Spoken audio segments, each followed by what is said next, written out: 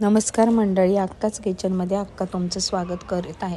आज मस्त छानपैकी ठरवलं वांग्याची भाजी करूया। त्यासाठी छानपैकी बारीक काटळी मस्त वांगी आणली, ती छानपैकी धुतली, कापून घेतली, कापून परत मिठाच्या पाण्यात टाकली।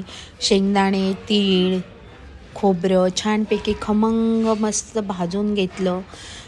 ते छानपैकी मग भाजल्यानंतर थंड केल्यानंतर मिक्सरला लावायचं असतं। दाणे नेहमी फोतरांसहित वापरायचे, खूप चांगले असतात ते। त्यात कोथिंबीर, लसूण, आलं, शेंगदाणे, तीळ, खोबरं घालून छानपैकी वाटण तयार करून घ्यायचं।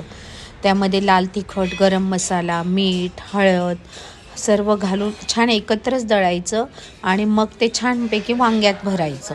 पण वांग्याचा रस्सा घट्ट होण्यासाठी कुकर ठेवायचा। कुकरमध्ये जिरे, मोहरी, हिंग, बेसन पीठ छान खमंग तेलावर भाजायचं।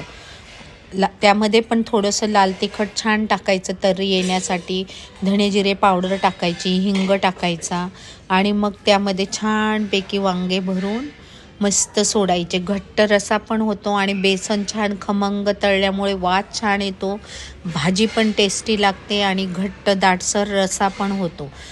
आपण केलेलं वाटण मग वांग्यांमध्ये भरायचं आणि वांगे त्यात सोडायचे। कुकरला एक शिट्टी घ्यायची, मस्त वांग्याची भाजी तयार होते।